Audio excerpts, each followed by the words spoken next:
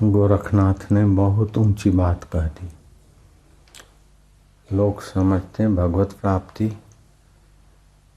बड़ी कोई तपस्या है। हकीकत में मनुष्य की मांग का नाम है भगवत प्राप्ति। मनुष्य की मांग का नाम है भगवान। मनुष्य सदा सुख जाता है तो सदा तो वो भगवत सुख ही है। मनुष्य ज्ञान चाहता है तो ज्ञान स्वरूप वो आत्मा है। मनुष्य नित्य नवीन रस चाहता है, नित्य नवीन रस उसी आत्मा परमात्मा से आता है। तो इंसान की मांग का नाम है भगवान।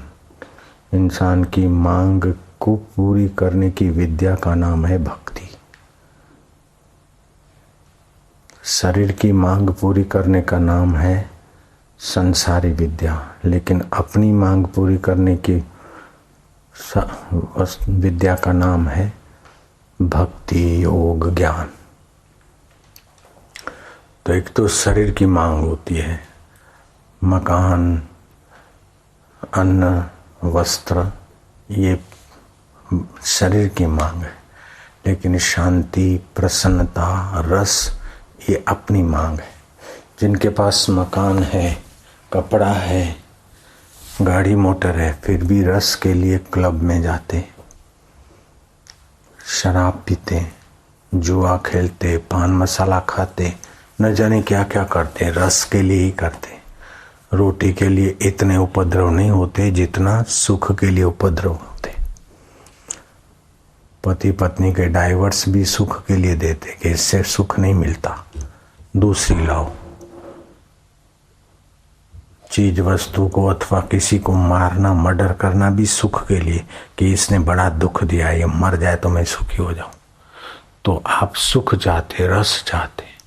किसी का मर्डर करने से रस आने वाला नहीं है, पत्नी बदलने से रस टिकने वाला नहीं है। लेकिन जहाँ रस है उसको पाने की तरकीब बता दी गोरखनाथ ने। हंसी बो, खेली बो, धरी बो ध्यान। हंसते खेलते उस रस स्वरूप परमेश्वर का ध्यान करो। हंसी बो, खेली बो, धरी बो ध्यान। अहर्निश कथी बो ब्रह्म ज्ञान। उस ब्रह्म परमात्मा का कथन करो, उसी का चिंतन करो।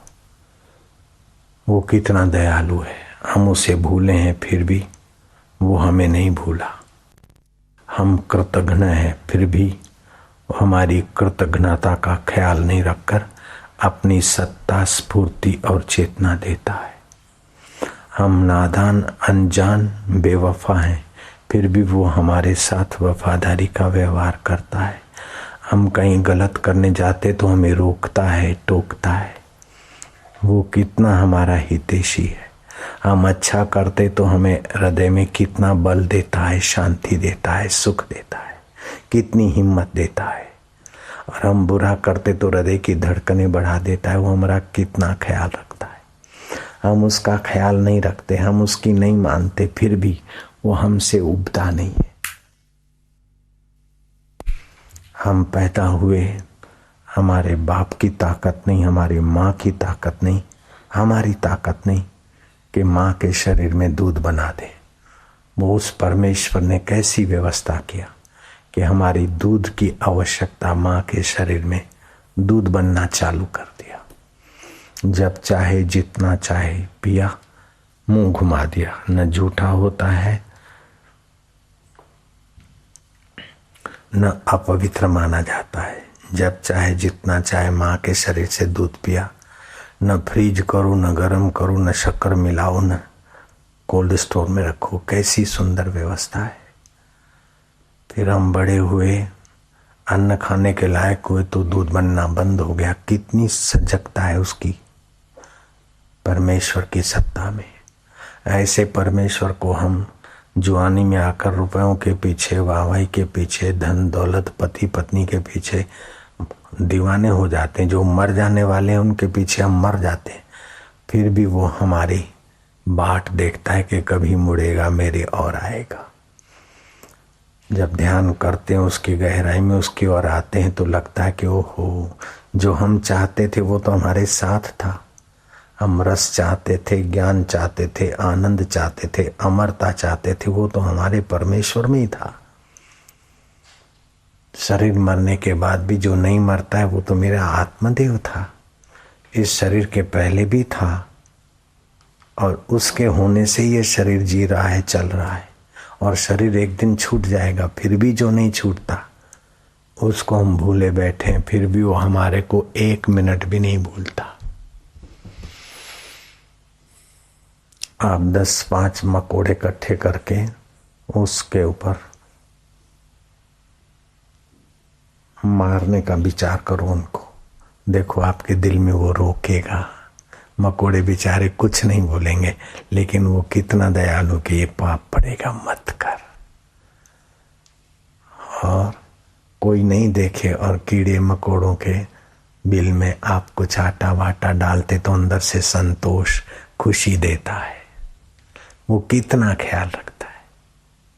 और ऐसा नहीं कि मेरा ही ख्याल रखता है या बल्लू का रखेगा या मोहन का, मुरली का, सभी का रखता है, क्योंकि सभी के हृदय में वह व्याप्त है। और वो ज्ञान स्वरूप है, प्रेम स्वरूप है और नित्य है। तो जिस परमेश्वर को पाने के लिए राजे महाराजे राजपाट छोड़ जाते थे और गिरी गुफाओं में साधुओं को खोजते थे, वही परमेश्वर सत्संग के द्वारा जीव के लिए सुलभ हो जाता है। भगवान ने कहा, तस्याहम सुलभम पार्थ नित्य युक्तस्य योगिना। उसके लिए मैं सुलभ हो जाता हूँ जो नित्य युक्त होता है। हम लोग नित्य युक्त नहीं होते, नित्य संसार का चिंतन करते, इसलिए सुख स्वरूप आत्मा ईश्वर होते हुए भी हमको पराया लगता है। सो साहेब सद सदा हजूरे, अंधा जानत ताको दूरे। नानक सतगुरु भेटिया, मैल जन्म जन्म दे लथे। औखी घड़ी न देखण देवई, सतगुरु अपना बिरद संभारे। तो बड़े से बड़ी औखी घड़ी है कि जीवन भर जिन रुपयों को, पैसों को, रिश्तों को, नातों को, शरीरों को संभाला है, वो एक दिन सब छोड़कर जीव को औखी जगह से जाना होगा। तो मौत आकर सब चौपट कर ले और जीवात्मा अनाथ होकर मर जाए, उसके पहले अपने नाथ के साथ संबंध जोड़ने की रीत का नाम है सत्संग। बोलते एक घड़ी आधी घड़ी, आधी में पुनि आध। तुलसी संगत साधकी, हरे कोटि अपराध। करोड़ों पापों का शमन हो जाता है सत्संग के द्वारा। कर नसीबा वाले सत्संग 2 घड़ियां। तो सत्य स्वरूप अकाल पुरुष परमात्मा है। सिख धर्म का आदि ग्रंथ, प्रथम ग्रंथ जप जी, और जप जी का पहला वचन एक ओंकार। वह परमात्मा का ओमकार ध्वनि है, वह एक ही है। बच्चा पैदा होता है, ईसाई के घर जन्मा हो चाहे मुसलमान के, पारसी के, लेकिन रोएगा तो जैसा हिंदू का बच्चा वहाँ वहाँ करता, वो भी ऐसे ही करेंगे। ये ओमकार की ध्वनि है। अनहद सुनो वड भागियां, सकल मनोरथ पूरे। और सारे शब्द आहत से, टकराव से पैदा होते। ओमकार हृदय से स्वाभाविक ध्वनि है।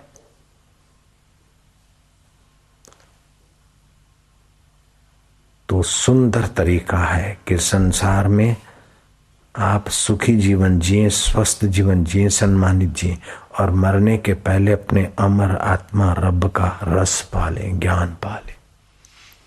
जो वन में ट्रैफिक करके चले जाते संसार में, उनको संसार से भी सुख नहीं मिलता, तनाव मिलता है, टेंशन मिलता है। अंत में कुछ न कुछ कमियां रह रह के आखिर जीवन खप जाता है।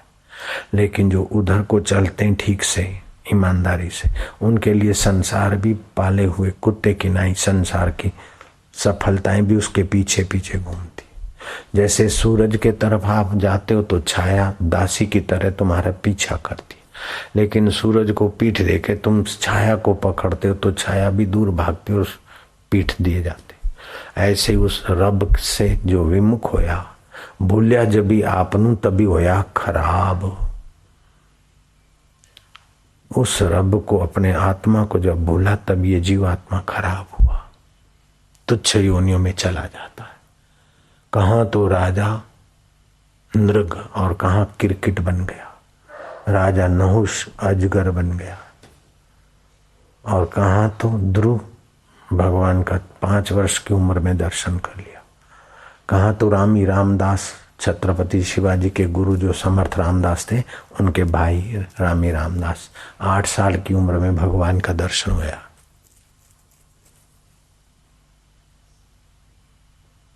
तो मनुष्य शरीर भगवत सुख पाने के लिए, भगवत ज्ञान पाने के लिए, भगवत शांति पाने के लिए हैशो हैशो हैशो करके आखिर 5,000 करोड़ भी हो गए तो क्या झक मारा आपने? आखिर क्या छोड़ के तो मरा वो जीवित बेचारा। चाहे 500 करोड़ हो, चाहे 500 रुपए हो, आखिर तो छोड़ना ही है। कोई ज्यादा ढेर संभाल के टेंशन में जाए, कोई कम ढेर संभाले, आखिर तो छोड़ना है। जो नहीं छूटे वो उसका नाम है रब, उसका नाम है आत्मा, उसका नाम है परमेश्वर। तो उसको पाने का सुंदर तरीका है हसीबो खेलीबो धरीबो ध्यान, प्रीतिपूर्वक। तो वो तू कितना दयालु और मैं कितना भूलनहार, बशकणहारा बशक ले गुरु पार उतारणहार। तूने माँ के गर्भ से आते ही हमारे लिए दूध बनाया, न ठंडा हो तो वायु करे और ज्यादा गर्म हो तो मुंह जले, न ज्यादा गर्म न ज्यादा ठंडा, न ज्यादा मीठा न ज्यादा फीका, रब तेरी लीला न्यारी।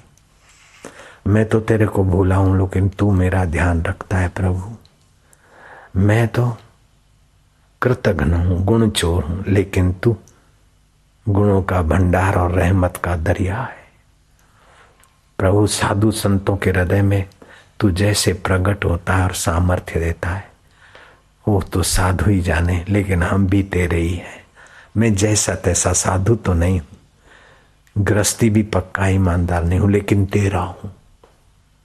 चाहे मैं पापी हूं, चाहे माँ का बेटा कितना भी गंदा हो, मैला हो, मुठला हो, लेकिन माँ माँ करके पुकारता है तो माँ उसके ऐब नहीं देखती।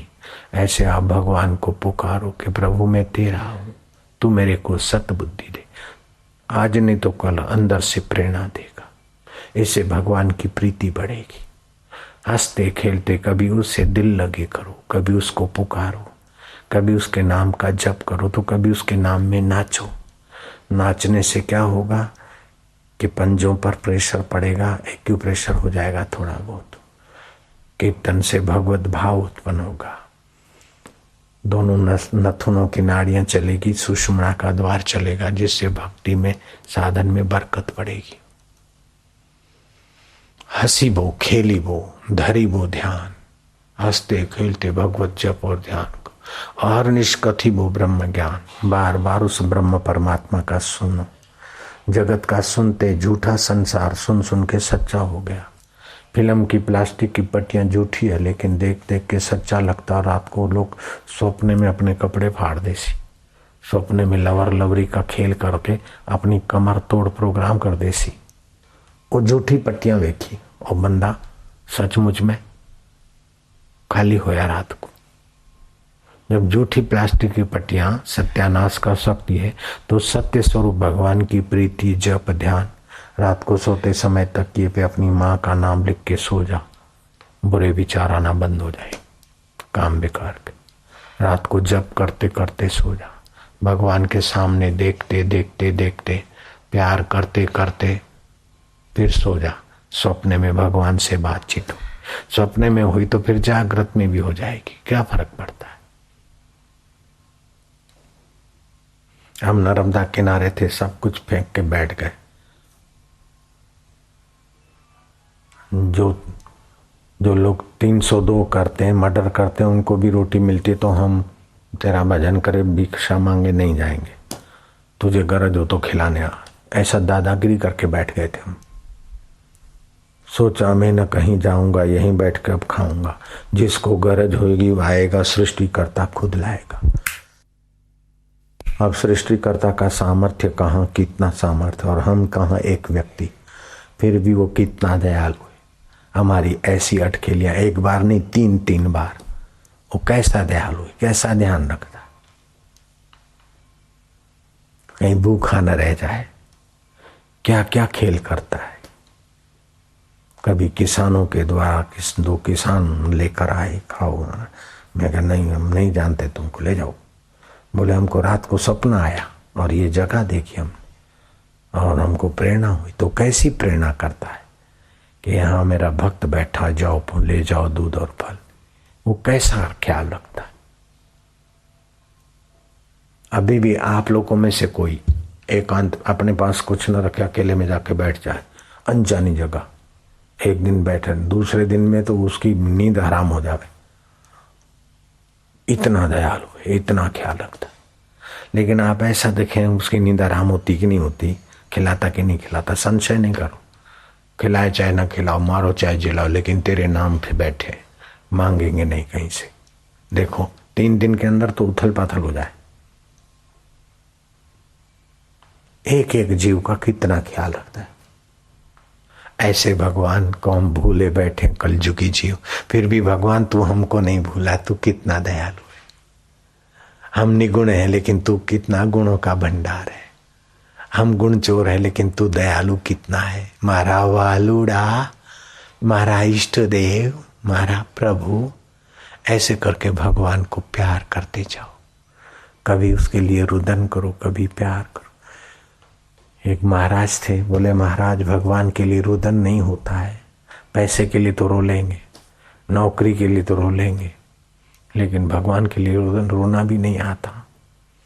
तो बोले चलो अपन मिल के रोते। तो बोले महाराज आते ही नहीं। बोले झूठ मूठ में रो चलो। तो महाराज भी रोए और दूसरे लोग झूठ मूठ में रोए। अब झूठ मूठ में रोते रोते सचमुच रुदन आ गया, और रुदन के बाद ऐसा शांति, ऐसा आनंद, बोले ऐसा तो कभी हंसने में भी सुख नहीं मिला। तो भगवान के लिए रोने में जो आनंद आता है मैं जानता हूं, मैं रोया हूं। और संसारी हंसी में वो सुख नहीं। तो उसके लिए रोना भी सुखदायी है, हंसना भी सुखदायी है, उसका नाम लेना भी सुखदायी, उसके लिए बैठना भी सुखदायी, उसके नाते संतों से मिलना भी सुखदायी। इससे भक्ति का प्रेमा भक्ति बढ़ेगी, अंदर का रस आएगा, ऐब छूट जाएंगे, चिंताएं छूट जाएगी। जो लोग भोजन करके दिन को नींद करते हैं उनके शरीर में भोजन का रस त्रिदोष बन जाता है, व्यर्थ का फैटीनेस बढ़ जाएगा। जो रात को देर से भोजन करते हैं उनकी आयुष्य क्षीण हो जाती है और व्यर्थ का फैटीनेस बढ़ेगा। अपचा अन्न फैट बढ़ा देगा। जो सुबह नाश्ता करते, फिर दोपहर को भोजन करते, फिर रात को देर से भोजन करते, समझो उनके श्वासोश्वास भोजन पचाने में और बाकी का व्यर्थ का अननेसेसरी लोड लेके उसको निकालने में लग जाती उम्र। इसलिए भोजन थोड़ा कम खाना चाहिए। भोजन के बीच बीच थोड़ा पानी पीना चाहिए। जलम पिबेत महुर महुर, बीच बीच में पानी पिए तो भोजन सुपाच्य होगा। और फैट कंट्रोल करने के लिए सरल उपाय है। सुबह खड़े हो गए, फिर खूब श्वास भरा, खूब पेट अंदर रखा और फिर जोर से श्वास छोड़ा। ऐसा 25 बार करो, फैट कंट्रोल हो जाएगा। तुलसी के 5-7 पत्ते खाओ, शरीर की बीमारियों के कणों को बाहर फेंक देगा। नहीं तो आगे चल के किडनी का, लीवर का, हार्ट का, फलाना ढिंगना प्रॉब्लम चालू हो जाएगा। अपनी गोझरण वट्टी है औषधि, 2 गोली सुबह ले लिया गुनगुने पानी से, कैसा भी फेटी आदमी हो स्वास्थ्य बढ़िया हो जाएगा। मोटे मोटे लोगों के लिए। लेकिन शरीर बढ़िया हो गया तो क्या है, वो तो एक दिन तो बढ़िया के घटिया शरीर तो जल जाएगा, लेकिन फिर भी जो नहीं जलता और अमर आत्मा जीव, वो परमात्मा का लाडला है और परमात्मा का सुख पाने के लिए ही मनुष्य जन्म हुआ है। पैसे ढेर कर करके छड़ के मरने के लिए जन्म नहीं हुआ है। पैसे हैं तो सदुपयोग करो, कोई आए जाए रहे, हाँ अच्छा बस। लोभ लालच ठीक नहीं। मैं अभी बताया, कई तुमको भी पता है, अमेरिका वाले आए थे, बापूजी आ जाए तो कितने करोड़ बोल रहे थे, पता है तुमको?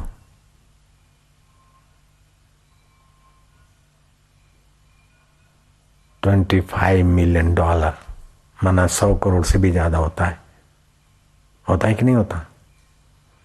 तो पति पत्नी डॉक्टर हैं, अब वो सोनी में देखते हैं, आपका सत्संग सुनते हैं, एशियन टीवी वहाँ चलती है अमेरिका।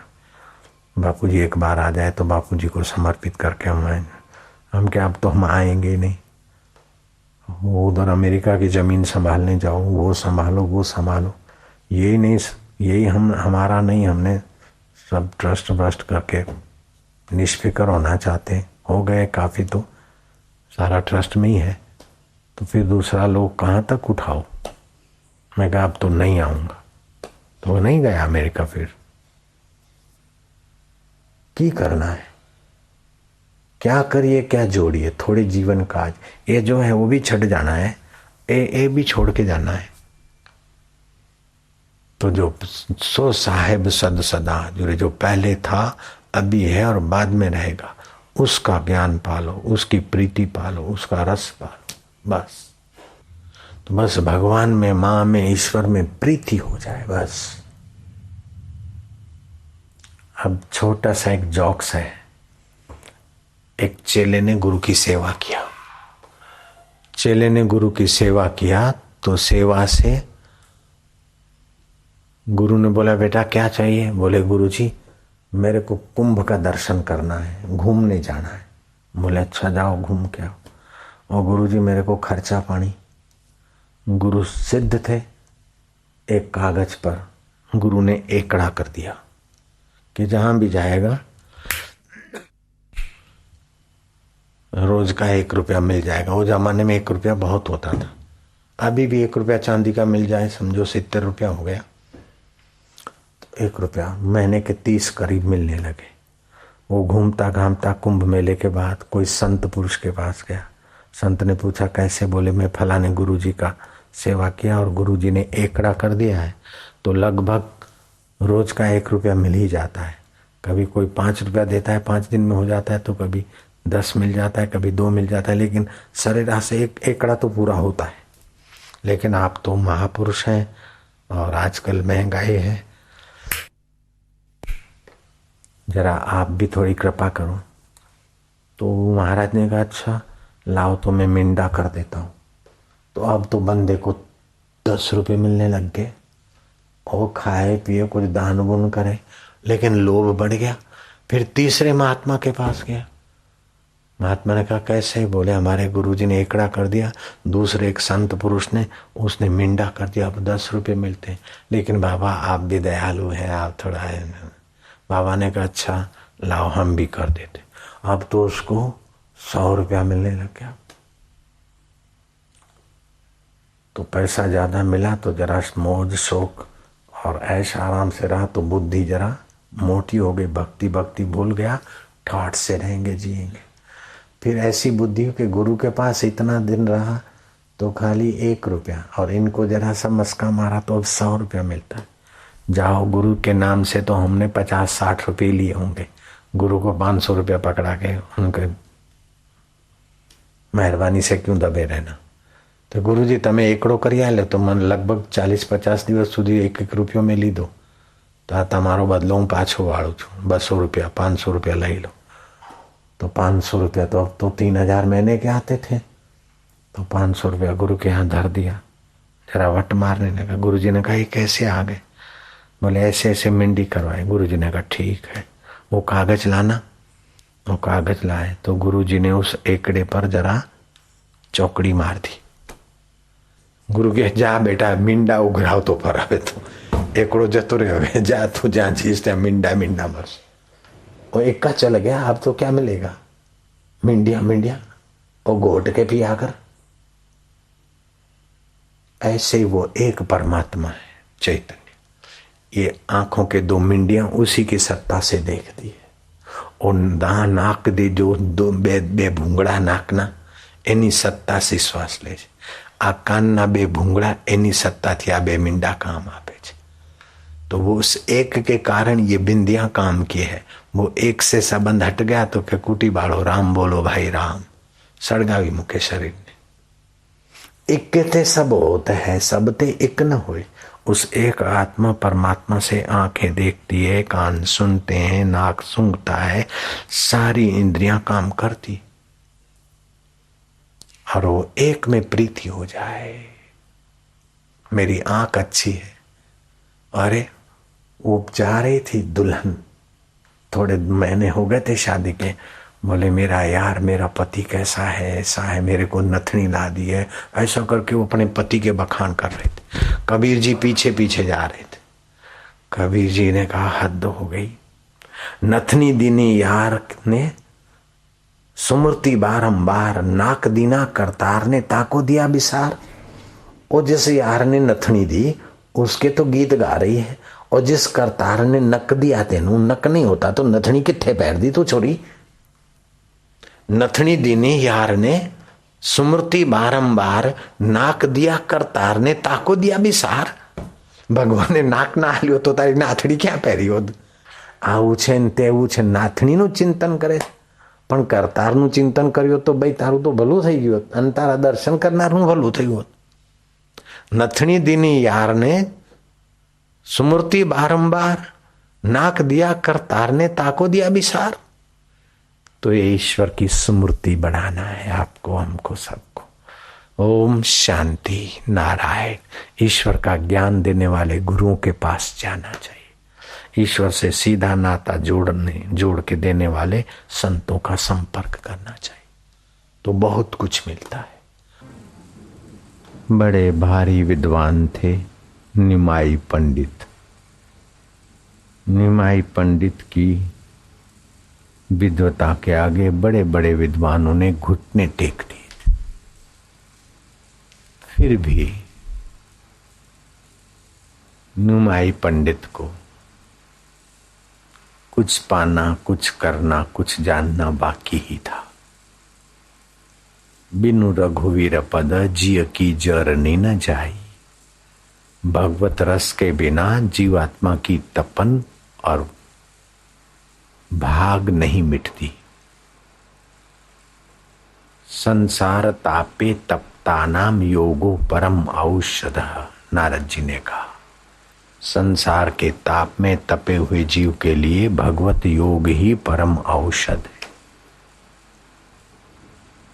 निमाई पंडित गए जगन्नाथपुरी, भगवान जगन्नाथ के दर्शन की। एक टक देखते देखते विद्वता, अनुयायीपना पहले ही साफ सुथरा तो था ही, शुद्ध था, एकदम गल गया और बस ठगे से रह गए प्रभु को देखते देखते। अपने गांव आए दर्शन करके, बस उसकी मधुर स्मृति और मधुर रस में खोए रहते। हरि बोल, हरि हरि हरि हरि। पाठशाला चलाते थे। दर्शन शास्त्र के बड़े धुरंधर विद्वान थे। विद्यार्थियों ने कहा गुरुजी अब पाठशाला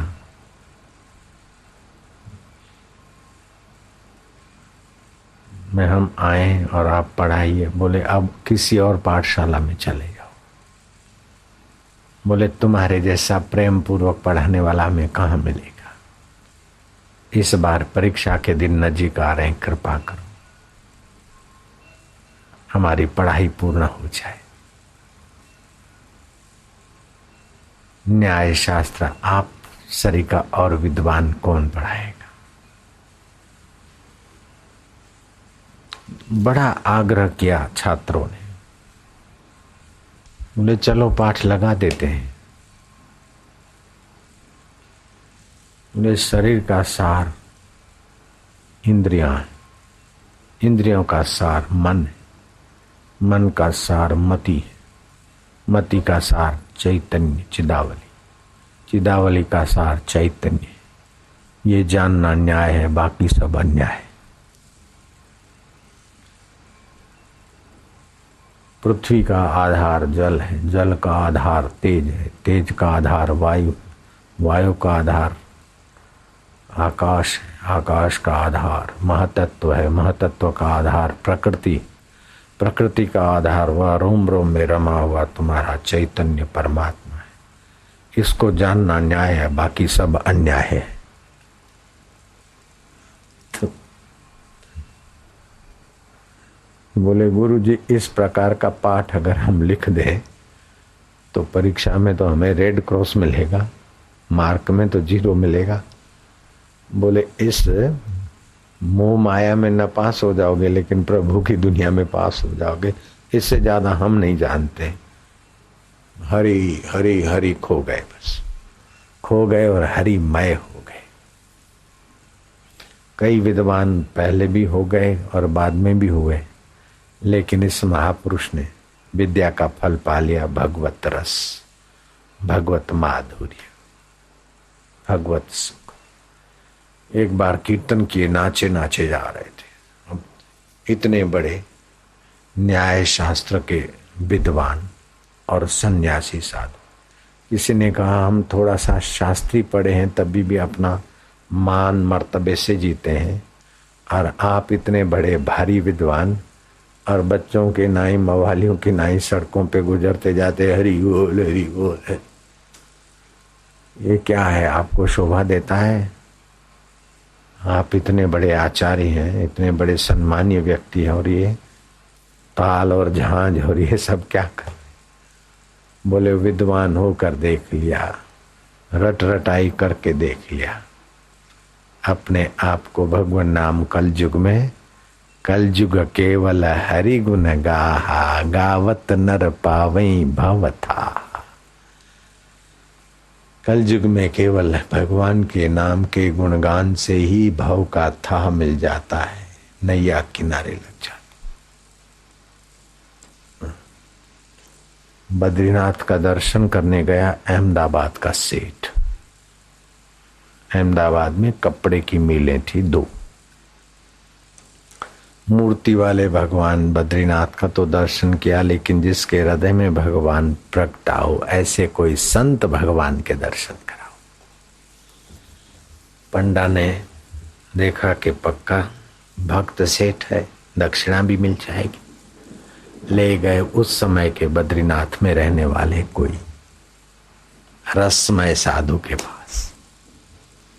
तब उस अहमदाबाद के सेठ ने, जहां आप अभी बैठे हो ये अहमदाबाद है, अहमदाबाद के सेठ ने बद्री का आश्रम के नजदीक जो गुफा में रहता संत थे उनको प्रणाम करते हुए अपनी व्यथा रखी। बोले महाराज हम सत्संग सुनते हैं, मेरी 2 कपड़े की मिलें, करोड़ों रुपए कमाता हूँ, देश परदेश में घूमा हूँ, क्लबों में नाच के भी आ गया, महाराज कोई सार नहीं है, जीव को कई कई स्वाद चखाए महाराज, आखिर ये जल जाने वाली जीभ से तृप्ति नहीं मिली, नाक को कई परफ्यूम सूंघाए महाराज, विदेश गए कई अतर लिए लेकिन धोखा किया अपने से, कान को कई राग रगनिया से तृप्त करा लेकिन अतृप्ति, महाराज अब जानते भी हैं फिर भी उसी में पड़ रहे हैं, कोई उपाय बताने की कृपा करें। महाराज ने शिष्य को संकेत कर दिया और चल पड़ा हरि कीर्तन। तो सेठ के साथ उनका मुनीम था, मैनेजर था, हजारों रुपया पगार लेने वाले अधिकारी थे। सेठ के चेहरे पर खटाई सी आ गई कि हमने इतना ऊंचा प्रश्न किया था और ये क्या भगतड़े ने कीर्तन चालू कर दिया। 20-25 मिनट कीर्तन के आनंद में सब डोलने लगे। वो जो 20 आदमी सेठ के थे अधिकारी, वे भी डोलने लगे, लेकिन सेठ ताकते रह गए। संत ने संकेत किया, तब कीर्तन शांत हुआ। बोले बाबा, मेरा सूक्ष्म प्रश्न था, उसी का उत्तर आप देने चाहते थे, इतने में इन लोगों ने शोर बकोर कर दिया। महाराज, मेरे प्रश्न का उत्तर मिल जाए, कृपा हो जाए। महाराज ने कहा, तुम्हारे प्रश्न का उत्तर मैंने दिलाने के लिए संकेत किया था। मनुष्य का मन रस चाहता है, कितना भी मन को समझाओ लेकिन रस के पक्ष में चला जाएगा। ये खाना अनुचित है लेकिन मजा आएगा, कर लेगा। आप सावन महीना है, पुरुषोत्तम मास है, संभोग करना बड़ा भारी घाटा पड़ेगा, लेकिन लोग सुनते हुए भी फिसल जाते। मन सुख के पक्ष में जाता और बुद्धि विवेक के पक्ष में जाती। तो मन को जब तक भगवत रस नहीं आया और बुद्धि को जब तक विवेक पुष्ट नहीं हुआ, तब तक जानामि धर्मम न च मे प्रवृत्ति, जानामि अधर्मम न च मे निवृत्ति। ज्ञान तो सबके पास है कि अनुचित है, फिर भी फिसल जाते। तो दुर्बल मन है। अब दुर्बल मन को रस मिलेगा भगवान का, तब सबल होगा विकारों से बचने में। इसीलिए भैया जप करो, भगवान नाम जप करो, माला पर जप करो, फिर मानसिक जप करो, प्रीतिपूर्वक जप, सुमरण, ध्यान। 3 घंटे रोज जप करें, 12,000 प्रणव का जप हो जाएगा। 3 घंटे योग वशिष्ठ विचारे, 3 घंटे मैं बोलता हूं, योग वशिष्ठ में लिखा है 1 पहर बराबर 3 घंटे होते। 1 पहर साधु की सेवा, आत्मज्ञानी महापुरुष की सेवा, 1 पहर। 1 पहर सेवा का मतलब ये नहीं कि तुम पैर चंपी करने की कोई कल्पना करो, ना ना। आज्ञा सम नहीं साहिब सेवा। 1 पहर साधु सेवा, 1 पहर जप, 1 पहर भगवत ध्यान और 1 पहर शास्त्र विचार। अगर इसी जन्म में, इसी वर्ष में ईश्वर प्राप्ति करनी है तो ये साधन है। और नीच कर्मों का त्याग, झूठ कपट नीच कर्मों का त्याग, बस ईश्वर प्राप्ति। जब ईश्वर प्राप्ति हो गई तो बाकी क्या बचा। उसने सारे तीर्थों में नहा लिया, सारे यज्ञ कर लिए, सारे तप कर लिए, सारे पितरों का तर्पण कर दिया। स्नातम तेन सर्व तीर्थम, दातम तेन सर्वदानम, कृतम तेन सर्व यज्ञम, ये न क्षणम मन ब्रह्म विचारे स्थिरम कृत्वा। एक क्षण के लिए भी ब्रह्म परमात्मा हो तो एक क्षण काय को, एक क्षण का स्वाद भी मिल जाए ब्रह्म सुख का तो फिर बार बार स्थिति करेगा। पान मसाले का स्वाद बार बार तबाही कर देता है, तो भगवत सुख बार बार आबादी कर दे तो क्या आश्चर्य। बस जगत का सुख कुछ माना नहीं रखता, परमात्मा सुख मिल जाए। जगत का ज्ञान कोई माना नहीं रखता, परमात्मा तत्व का ज्ञान मिल जाए।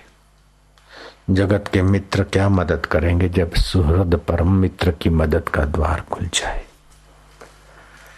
ओम ओम नारायण नारायण नारायण। ध्यान मूलम गुरु मूर्ति, ध्यान मूलम गुरु मूर्ति, पूजा मूलम गुरु पदम, मंत्र मूलम गुरु वाक्यम। सारे मंत्रों का मूल है गुरु। गुरु माना जो लघु जीवन से ऊपर उठे हो। शरीर में जीना, शरीर को मैं मानना, ये लघु जीवन है। और आत्मा में जीना और आत्मा को मैं जानना, ये गुरु जीवन है। तो मंत्र मूलम गुरु वाक्यम, ध्यान मूलम गुरु मूर्ति, पूजा मूलम गुरु पदम, मंत्र मूलम गुरु वाक्यम, मोक्ष मूलम गुरु कृपा। संसार के बंधनों से पार होना हो तो आत्म परमात्मा को पाए हुए गुरुओं की कृपा से ही मुक्ति मिलती। समर्थ रामदास ने कहा कि अपना उद्धार करने वाले को अद्वैत वेदांत का ग्रंथ विचारना चाहिए। अद्वैत माना क्या? दो अलग अलग अलग दिखता है, फिर भी अलग अलग दिखने की सत्ता उस एक से आती है। जैसे चंद्रमा एक है, घड़े अनेक हैं, थालियां अनेक, पोखरे, झरने, तालाब, नदियां अनेक, और उन अनेक में चंद्रमा भी अनेक दिखता है, फिर भी एक है। ऐसे मनुष्य अनेक, पशु अनेक, पक्षी अनेक, जलचर अनेक, थलचर अनेक, खेचर अनेक, आकाश में उड़ने वाले, लेकिन उनमें सब में सत्ता उस एक परमेश्वर की। जिसकी सत्ता से मेरी आंख देखती है, उसी परमात्मा की सत्ता से तोते की आंख देखती है, और तोती की आंख भी उसी सत्ता से देखती है, चिड़िया की आंख भी उसी सत्ता से देखती है। जिस सत्ता से प्रधानमंत्री की आंख देखती है, उसी सत्ता से चिड़िया की आंख देखती है। तो तत्व रूप से प्रधानमंत्री का शरीर और चिड़िया का शरीर अलग दिखता है, लेकिन तत्व रूप से एक है। बापू का शरीर, चिड़िया का शरीर अलग दिखेगा, लेकिन तत्व रूप से उन शरीरों में एक अद्वितीय द्वैत नहीं है। तो एक परमात्मा है। रूपम रूपम प्रतिरूपम बहुवा, उसी परमात्मा के अनेक अनेक अनेक रूप बने। जैसे एक ही चैतन्य आत्मा है ना, रात को सपने में अनेक रूप दिखते हैं। रेलगाड़ी भी उसी चैतन्य की सत्ता से, और महाराज सपने के लोग भी उसी एक चेतन से, और उसमें अच्छे लोग, बुरे लोग, मुंबई नो हलवो लई ले, नडियादना घोटाले, अजमेर का दूध पी ले, आबूगी रबड़ी बुड़ी हाले, ये सारे फेरी वाले भी उसी चैतन्य एक से पैदा होते। और फेरी वालों की वस्तु देख के मुंह में पानी लाने वाले भी अनेक, लेकिन मुंह में पानी आता है स्वप्न में, वो सत्ता है एक। गोटे શું ભાવ લીધા? લઈ લો ને ના ના હું લઉં છું ભાઈ, 2 રૂપિયાનો ગોટા આપી દે કે સાહેબ 2.5 રૂપિયાનો લઈ લો ને, જરા માપથી આવશે કે સારું વડીને આપ દે। 2.5 રૂપિયાના 100 ગ્રામ, 50 રૂપિયા કિલો, બરાબર ભાવ કહી દીધો। સાહેબ તેલ 50 રૂપિયા થઈ ગયું, અમારે કમાવાનું શું? तो तेल की महंगाई बताने वाला और तेल की महंगाई सुनने वाला ग्राहक, वो भी उसी चैतन्य आत्मा से बना। एक है कि नहीं है?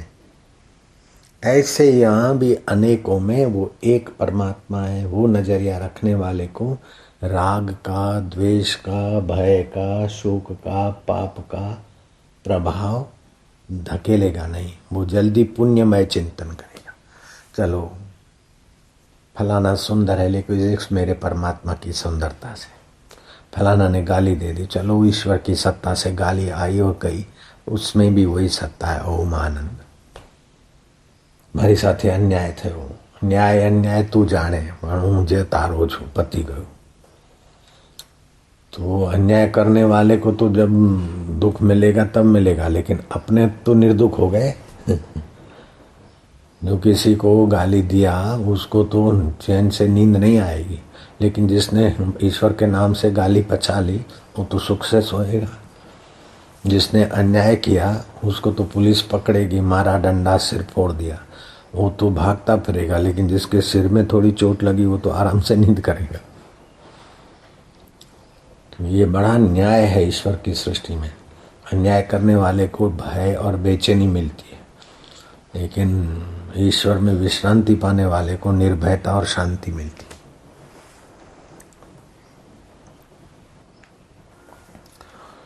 कभी कोई कुछ हो जाए तो अपने में कोई अन्याय आया है, तो अपने साथ किसी ने अन्याय किया है तो अपने में कोई कमी है, अभी नहीं दिखती तब भी कहीं न कहीं है। जैसे ध्रुव है तो अपनी सौतेली माँ के गोद में बैठने जा रहा, तो वो पिता के गोद में बैठने जा रहा था, तो सौतेली माँ ने सुरुचि ने थप्पड़ कस दी।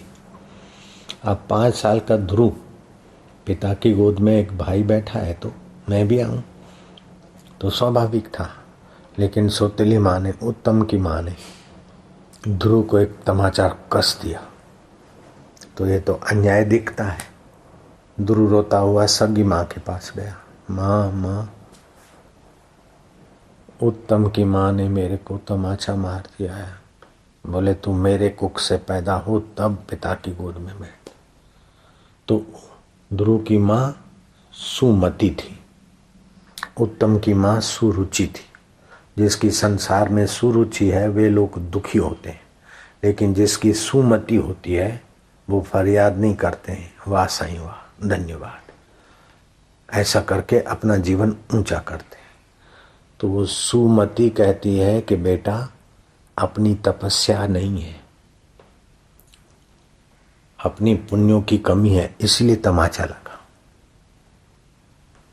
अपने में कोई न कोई गलती या कोई न कोई पाप का फल है, आया है, इसलिए अपने को कष्ट मिला है।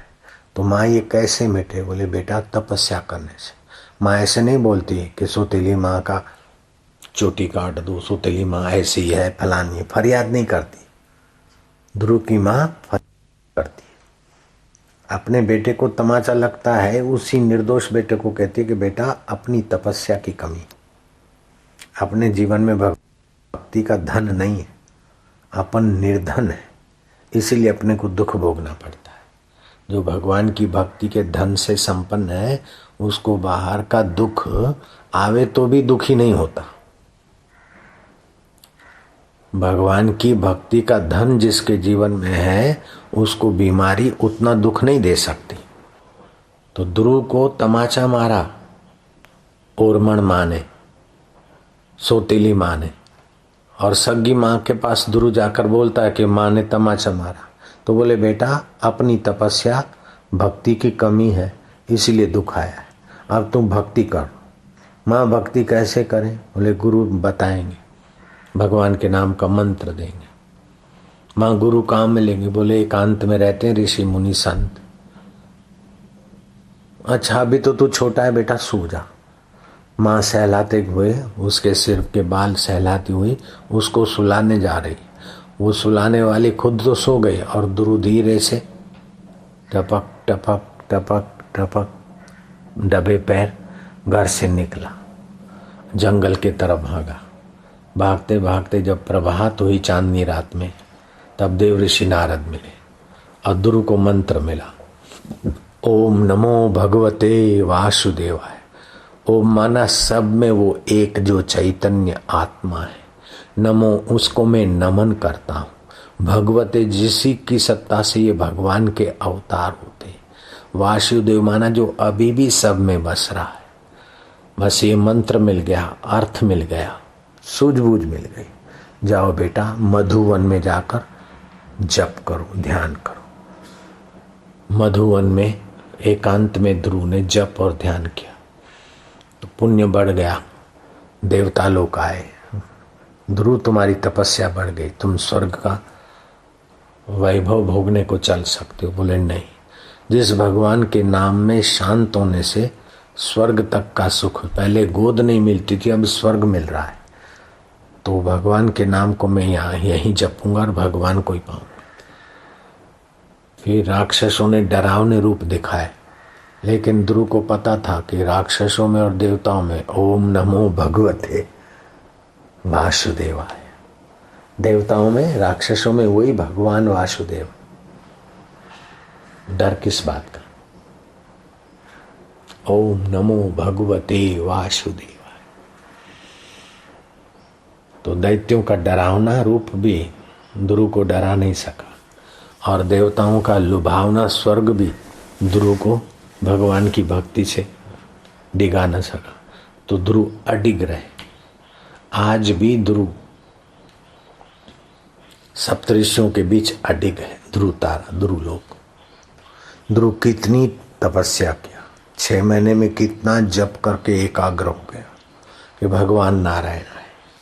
और बेटा तेरे को गोद में बैठना, तेरे को जा 36,000 वर्ष राज्य वैभव सुख मिलेगा। बोले प्रभु राज वैभव सुख 36,000 वर्ष भोगूंगा, लेकिन आप का स्वरूप क्या है, मैं कौन हूँ और ये संसार कैसे बना है? बोले ध्रुव ये मत पूछो। अगर ये पूछोगे तो जैसे सपने में कोई भजन करे और सपने में भगवान आए और फिर पूछे कि ये दुनिया कैसी है, आप कौन हो, मैं कौन हूँ, तो जब आँख खोलेगा तो सब छू हो जाएगा। एक ही आत्मा के खेल से सब दिखता है। अभी ये मत पूछो, मेरे आशीर्वाद से तुम्हें संत मिलेंगे। ध्रुव गए, पिता ने बड़ा सत्कार स्वागत किया।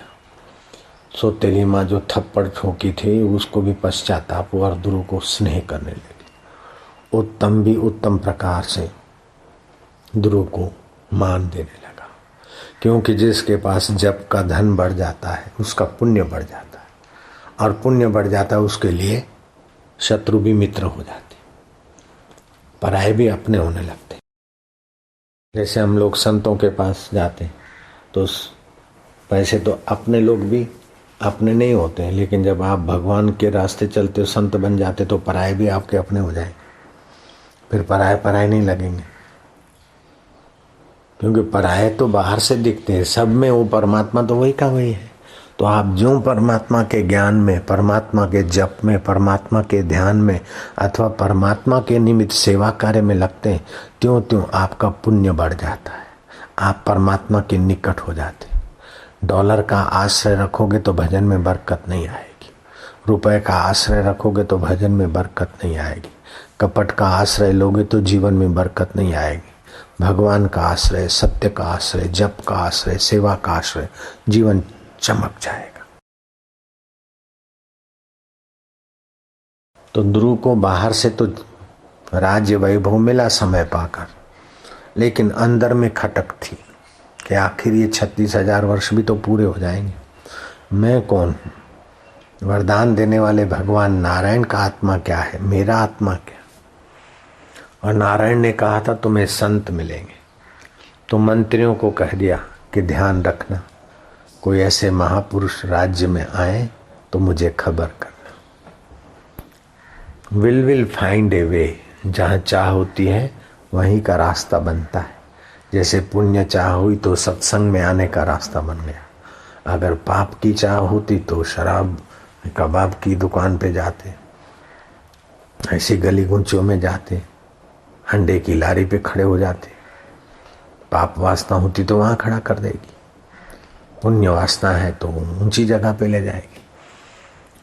तो ध्रुव को संत मिलने की इच्छा होती, संतों से मिले। भक्ति का पहला स्टेज है प्रथमा भक्ति संतन का संग। फाउंडेशन मजबूत करना है तो संतों का संग। दूसरा रति मम कथा प्रसंगा, भक्ति का दूसरा स्टेप है भगवत कथा सुनना। तीसरा भक्ति अमान, मान न चाहे, सेवा तो करे लेकिन पद न चाहे, मान न चाहे। मान पुड़ी है जहर की, खाए सो मर जाए, चाह उसी की राखता वो भी अति दुख पाए। फिर चौथी भक्ति है छल छोड़ के भगवान के गुणगान करे। और पंचम भक्ति है मंत्र जाप मम दृढ़ विश्वासा, पंचम भक्ति है वेद प्रकाश। मंत्र जाप करे, दृढ़ विश्वास है कि मैं भगवान का जप कर रहा हूँ, भगवान देख रहे, मेरे जप व्यर्थ नहीं जाएंगे, मैं भगवान की कृपा से ही भगवान के नाम का जप कर रहा हूँ। मंत्र जाप मम दृढ़ विश्वास, पंचम भक्ति य वेद प्रकाश। ઓમ ઓમ હું ઉચ્ચારું છું એ મારો ભગવાન ઉચ્ચારણની સત્તા આપે છે ને ભગવાન જોઈ રહ્યો છે। મંદવાર છે તો શરીરને છે, ચિંતા છે તો મનને છે। ઓમ ઓમ ઓમ હું તારો ને તું મારો, मैं तेरा तू मेरा प्रभु, बिन फेरे हम तेरे। षष्टम छठी भक्ति मौसम संत देखें, मुँह से अधिक संत करी ले। मौसम जग देखें, सारा जगत मेरे सम, मेरा ही लीला है। जैसे आत्मा की लीला स्वप्ने का दुनिया है, ऐसे परमात्मा की लीला ये जगत की दुनिया है। मौसम जग देखें, मोते अधिक संत कर देखें। मैं तो आम का वृक्ष हूँ और संत तो आम का फल है। वृक्ष को चाटो चखो तो इतना स्वाद नहीं आएगा जितना मीठी केरी आम में स्वाद आएगा। ऐसे ही मेरे मंदिर में मेरी मूर्ति को देखो, ठीक है, लेकिन मैं जिन संतों के हृदय में प्रकट होकर बोलता हूँ उन संतों से तो ज्ञान भी मिलेगा, शांति भी मिलेगी, प्रेरणा भी मिलेगी और जीवन में रस भी आएगा।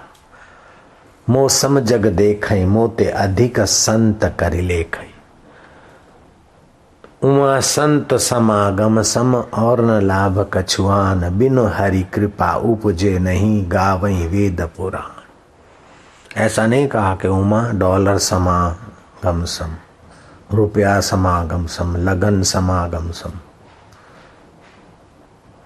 बहुमान समारंभ समागम सम। नहीं, उमा संत समागम सम और न लाभ कछुआन।